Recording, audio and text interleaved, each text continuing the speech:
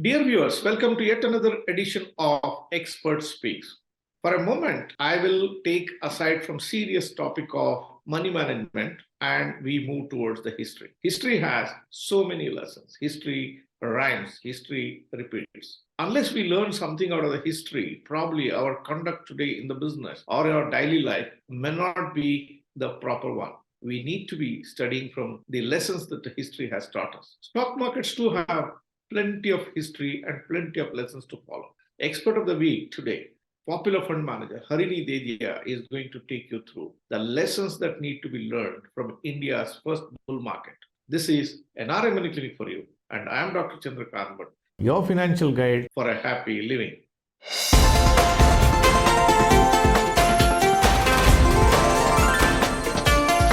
NRI Money Clinic.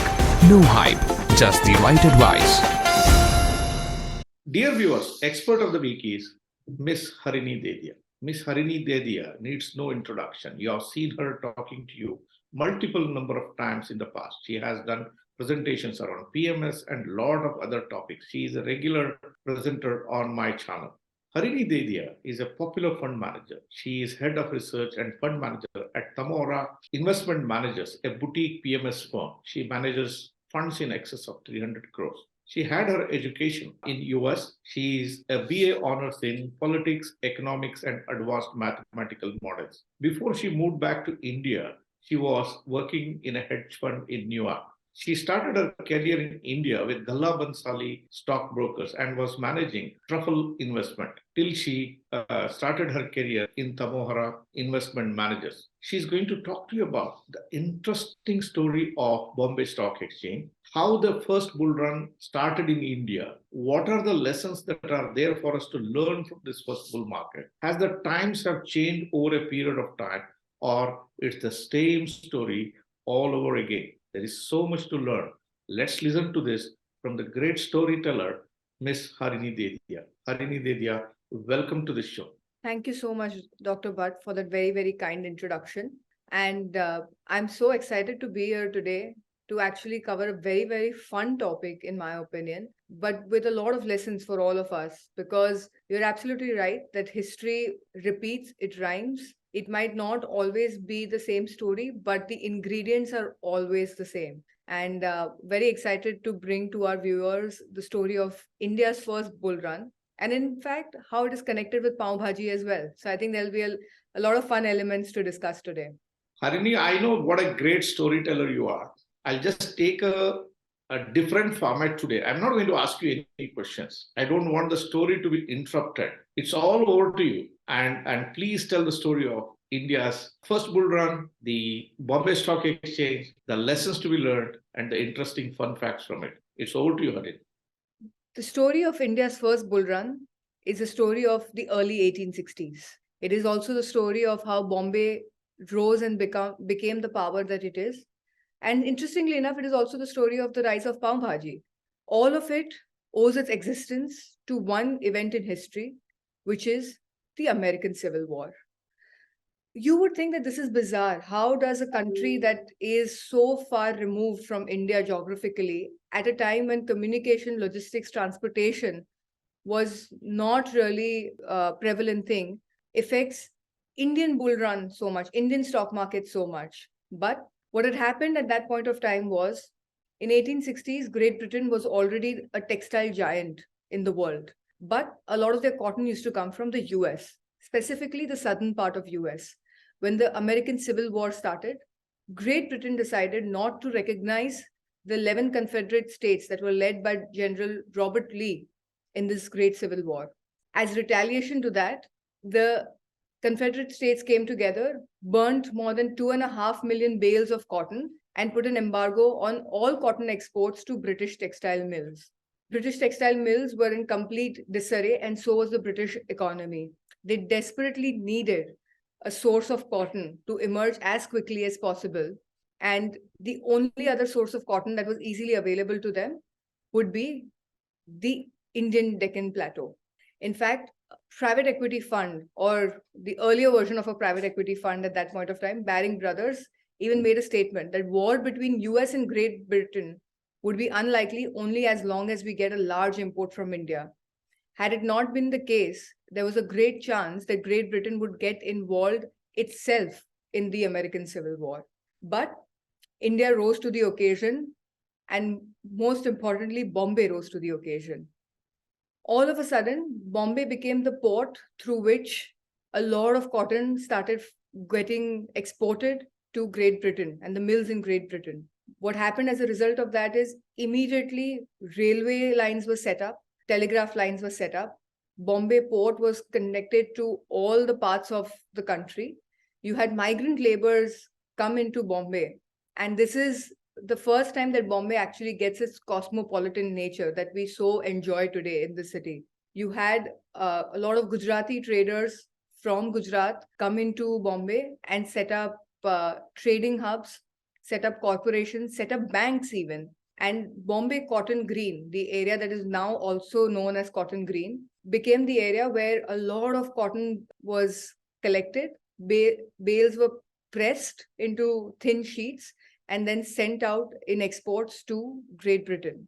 But if I had to give you an idea of why this led to India's first great bull run, I think the story would be best told with the poster boy of this bull run, Mr. Premchand Roychand. Mr. Premchand Roychand was a trader from Surat. He was somebody who already speculated in cotton. He understood cotton at a very intuitive level because his family was involved in the cotton trade for over 14 years before he shifted to Bombay. In 1861, when the Civil War broke out, he recognized an opportunity to create a lot of infrastructure in Bombay and a lot of money for himself in the process. He set up what is known, or what was known back then as Bank of Bombay. He set up the Asiatic Bank, and he set up a lot of other financial institutions. And he, in fact, had a pet project which was more physical in nature, which was the Back Bay Reclamation Project, which is now known as the reclaimed land in South Bombay. That was the mad rush for land that was created because of the 4x jump in exports that we saw in 2 years of the American Civil War when it started off from Bombay. So why is the story of this man very interesting? Because the ingredients that we see in all the poster boys of bull runs today are the same ingredients that we see in his story as well. Initially, he started off as just an opportunistic person. He saw an opportunity created by an external circumstance, the American Civil War. He set up the Bank of Bombay. He became the trustee of that bank as well. And he realized that the bank was still because it was a presidency bank, there was still a lot many more regulations and rules around it. It did not allow free leverage. That is the key ingredient in any bull run. At that point of time, he set up a financial institution, which was called the Financial Association of China and India, which was not regulated by the banking code at that point of time. And he started the concept of lending against shares. What he did then was this financial organization that he had created, he used it to lend against his own shareholding of Bank of Bombay, of Asiatic Bank, and of Back Bay Reclamation. So the loan against shares that we see that is being given to a lot of people, that is how the leverage works in the financial system with the financial market participants. Or in the case of promoters, they're able to pledge their shares and raise this capital. That is a concept that was pioneered in India by Premchand Roychand. And when this happened, he didn't only do this on his own name. He did this in Benami accounts as well.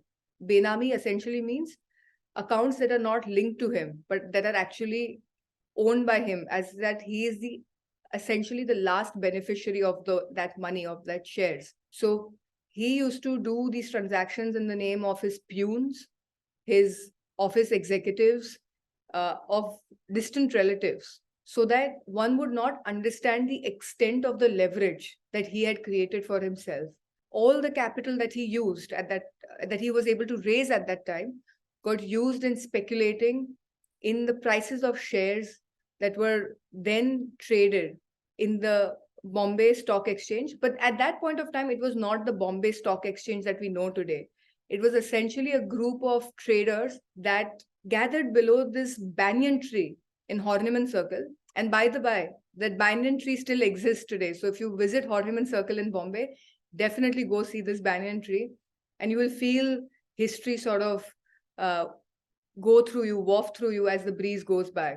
But the speculation that this loan against shares created led to a sharp increase in the stock prices in Bombay. So you have the Back Bay Reclamation, which was the company that was responsible for acquiring land and creating land, so to speak, in the eastern part of the southern Bombay, so near the Kolaba part of the area, which was called Back Bay Reclamation. That stock price went up 10x from 5,000 rupees a share to 50,000 rupees a share. The port canning share went from 1,000 to 11,000. The Bank of Bombay, which was founded by Premchand Roychand, went from 500 rupees a share to 2,850 rupees a share, and so on and so forth. But this was not the only speculation that happened. There was an interesting new instrument that, along with loans against shares, that was also introduced at this point of time. That was the forward contract, or as we know today, the future contract, right? When we talk about F&O, the F stands for future contracts. A type of future contracts was the forward contract, which was introduced to speculate on prices of cotton. That was also done at this point of time. So you have all the key elements. You have an opportunistic poster boy. You have a gold rush. In this case, the gold is cotton. So white gold rush, I would call it. You have massive infrastructure that happens to be created to support this gold rush. You have railways being established. You have telegraph lines. You have the port of Bombay that is established as this big harbor now. And you have the Back Bay Reclamation, because the amount of migrant workers that come into Bombay, as we all know today as well, the city was not equipped to handle it at that point of time. So you have construction all over the place. So this is the third aspect. Fourth aspect is you have instruments like loan against shares, forward contracts that lead to a lot of leverage and a lot of speculation in the market. If you leave the story aside and just look at these key elements christen any and every bull run that we see. It would be seen in the great financial crisis, where excessive leverage on the US home equity resulted in all sorts of financial instruments being concocted and eventually leading to the great financial crisis of 2008-9. This is the same thing that happened over here. You had a lot of leverage and speculation built into the system, assuming that the American Civil War would continue, assuming that Bombay exports to textile mills in Great Britain would continue to soar. And because of that, what we saw was an unprecedented confidence in owning any asset of any kind in Bombay. But that was not the case. Within 4 years from the start of the Civil War in April 1861, we saw General Lee surrender in April 1865. And when this happened, you saw a significant correction in all the stock prices, in all the commodity prices in Bombay, and the land prices as well. Premchand Roychand's extent of leverage was not known to the system, because remember, he was trading in Benami accounts as well. When this news broke that the Civil War had ended and the southern states of US had started exports again to the Lancashire and Manchester mills, Bombay was in disarray. And especially Premchand Roychand was in disarray. And the whole bull market went bust. And these are the kind of institutions that also went under at that point of time. Bank of Bombay, Asiatic Bank. Asiatic Bank never recovered. But the interesting story of Bank of Bombay was, because it was a presidency bank, it had become too big to fail. A concept we've also again seen in 2008, 2009, the concept of too big to fail. So what happened? So the British government stepped in. The Bank of Bombay was recapitalized and called the New Bank of Bombay. And this New Bank of Bombay had far more stringent regulations governing it, from their learnings from the financial crisis of 1860 to 65. When the New Bank of Bombay was reconstituted and recapitalized, it became a British presidency bank. In 1921, what the British did, so now we are moving 5 decades ahead, but this is an interesting side story that I definitely wanted to share. The British combined the Bank of Bombay, Bank of Chennai, and Bank of Calcutta the 3 presidencies of the British Empire in India to make a single bank called the Imperial Bank of India. And post-independence, this Imperial Bank of India was rechristened to State Bank of India, or SBI as we all know it today. So SBI actually also owes its origin to Mr. Premchand Roychand in a way. Obviously, one wing came from Mr. Premchand Roychand, the other two were established separately. But it is fascinating that there are some institutions that still survive, that witnessed this great crash, that were a part of the great bull run and speculative activities, but that still survive and still play such a large role in our lives. So now, what has happened post this great bull run of India and the bust after that? The banyan tree, like I said, still stands tall.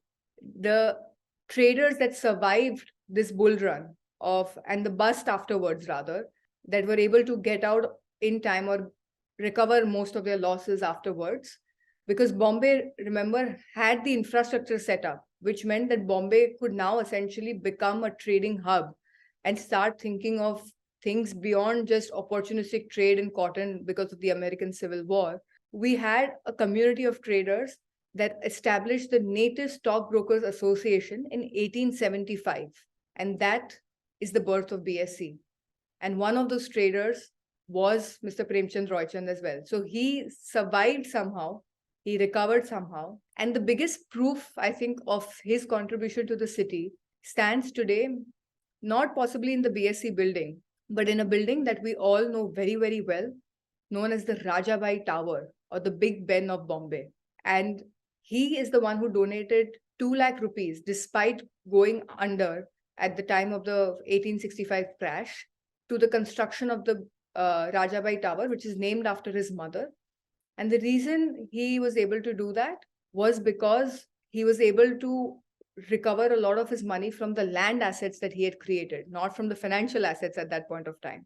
But why have I put a picture of pav bhaji in all of this? What has pav bhaji got to do with all of this? Well, what happened in 1861 to 65 is the Bombay mills had to run overtime. They were not used to working in the night. The concept of a factory floor working 24/7 was not a thing back then. When the mills had to work overnight, the managers also had to stay back overnight.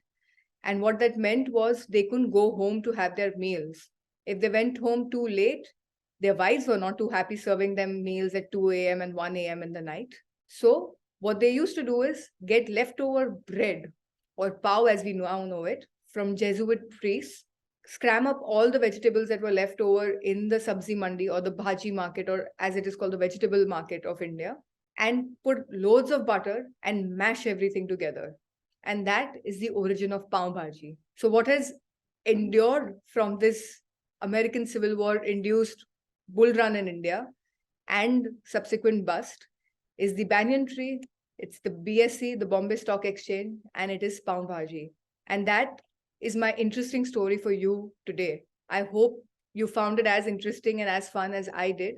But I think what I really wanted to convey to all our viewers and to everybody out there is that the elements that govern a bull run, that govern a crazy speculative market, and the subsequent bust are always similar. There is some unusual circumstance that leads to unproportionate rise in demand for some particular commodity or particular asset.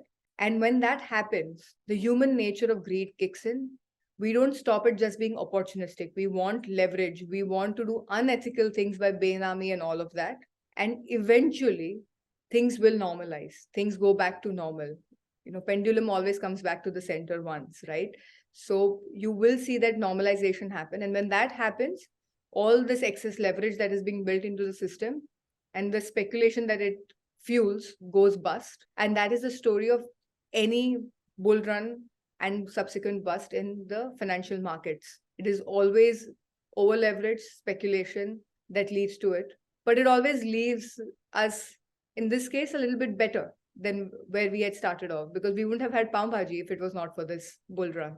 That is my story for you. Thank you so much.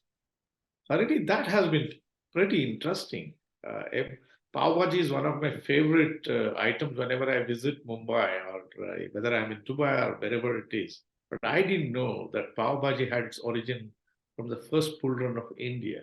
So next time, every time I have a pav bhaji, I do remember the story of the first bull run and your storytelling. Nevertheless, let's learn something. When you are treading through the bull run, you need to know why bull run is unfolding itself.